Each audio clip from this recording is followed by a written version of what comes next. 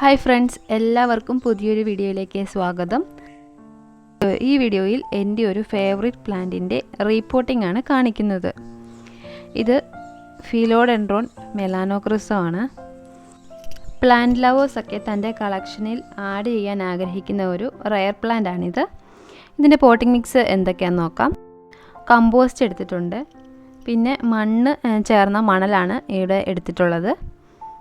Perlite എടുത്തിട്ടുണ്ട്, പിന്നെ കുറച്ച് അളവിലാണ് ചകിരിച്ചോറ് എടുത്തിരിക്കുന്നത്. ചകിരിയുടെ ചിപ്സാണ് കൂടുതലായിട്ട് എടുത്തിട്ടുള്ളത്. ഈ കോക്കോ ചിപ്സ് വീട്ടിൽ തന്നെ ഉണ്ടാക്കിയെടുത്തിട്ടുള്ളതാണ്. തേങ്ങയൊക്കെ പൊതിക്കുന്ന തൊണ്ട് കട്ട് ചെയ്തെടുത്ത് 2-3 ദിവസം വെള്ളത്തിലിട്ട് അതിൻ്റെ കറയൊക്കെ കളഞ്ഞതിന് ശേഷം വെയിലത്ത് വെച്ച് ഉണക്കിയെടുക്കുന്നതാണ്. ഇത് നമുക്ക് കടകളിൽ മേടിക്കാനും കിട്ടും.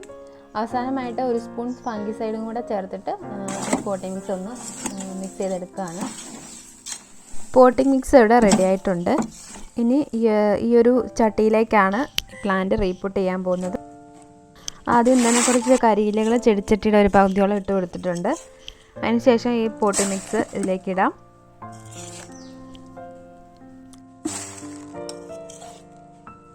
ഈ ഒരു പ്ലാന്റാണ് റീപോട്ട് ചെയ്യാൻ പോകുന്നത്. ഈ ഒരു ചട്ടിയിലിരുന്ന് തന്നെ അത്യാവശ്യം ഇത് വളർന്നിട്ടുണ്ട്. ഇനി ഇതിൻ്റെ ചട്ടി മാറ്റി വെച്ചാൽ മാത്രമേ നന്നായിട്ട് നല്ല രീതിയിൽ വളർന്നു വരുള്ളൂ.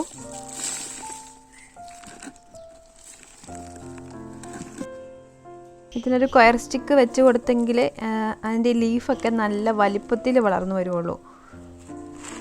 അത് ഇപ്പോൾ സ്ക്വയർ സ്റ്റിക്കായിട്ട് ഞാൻ എടുത്തിരിക്കുന്നത് ഒരു കമ്പിൽ ചണച്ചാക്ക് ചുറ്റി എടുത്തിട്ടുള്ളതാണ്.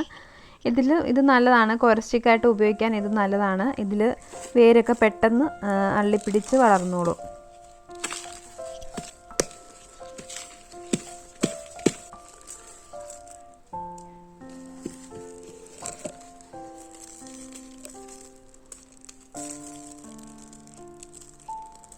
ഈ ഒരു ചട്ടിയിൽ നിന്ന് അങ്ങനെ തന്നെ പൊക്കിയെടുത്ത് ഇതിലോട്ട് വെച്ചിട്ടുണ്ട്.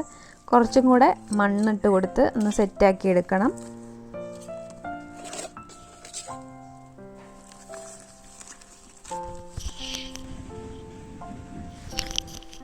ചെടി ഒരു കയറ് വെച്ചൊന്ന് കെട്ടിക്കൊടുക്കുന്നുണ്ട്, എന്നാലേ വേരുകൾ പെട്ടെന്ന് ആ സ്റ്റിക്കയിലോട്ട് പിടിച്ച് വളർന്ന് കിട്ടുള്ളൂ. ഇത് കുറച്ച് നാൾ മുമ്പ് ഞാൻ റീപോട്ട് ചെയ്തിട്ടുള്ള ഒരു പ്ലാന്റാണിത്.